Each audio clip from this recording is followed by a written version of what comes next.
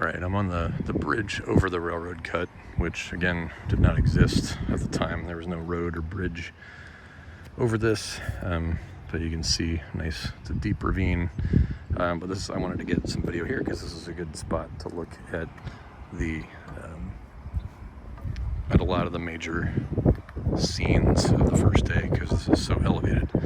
And it gives you a sense of the sort of rolling ridgeland that we're dealing with. So there's the McPherson barn over there, and then that's the Buford and Reynolds monuments over there, and this is down that way is the Union line. Essentially you can see the line of monuments there.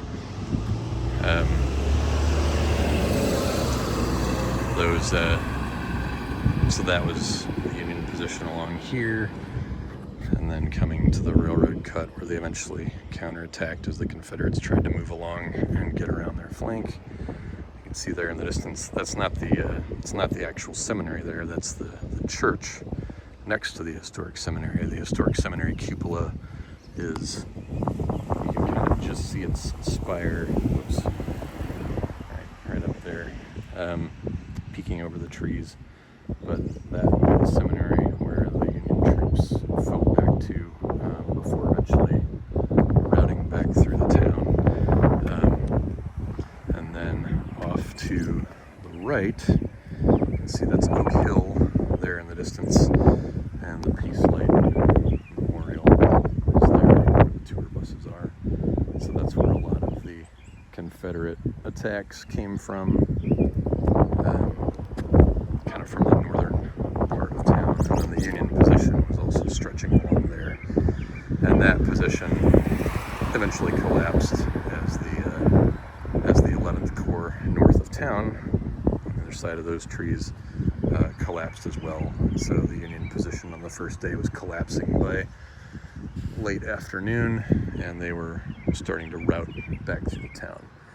But again, you can see just how rolling the terrain is, and it's not rolling the way, if you go to Antietam, for example, the terrain around Antietam is much more steep, kind of peaks and valleys.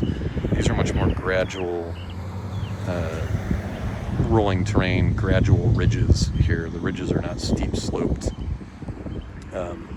They're just very undulating, broadly undulating ridges, getting back towards South Mountain there in the distance. So it is, people think about ridges. The term can be misleading if you think about something like Missionary Ridge in Chattanooga, which is basically just a steep slope that's 100 feet or whatever, just practically a mountain slope. Whereas these ridges, you can barely tell. From a distance, it just looks very, very gradual. You can certainly tell when you're actually climbing one of these ridges that, oh yeah, I am ascending. You're going uphill, but it is not a steep uphill. It's a very gradual uphill climb for these ridges. So there's no real steep slopes here. The steepest slope anybody faced at Gettysburg would have been either here in the railroad cut, where it's literally like a sheer drop into the railroad, and it's only maybe 20 feet. Still clearly not enough to get out of if you have guys standing above you pointing muskets at you. But the steepest slopes anybody's going to be facing here are going to be at Little Round Top, which again, anybody that's in decent shape can climb it pretty well. So there's not a lot of super steep sloped terrain on this battlefield, just gradual slopes.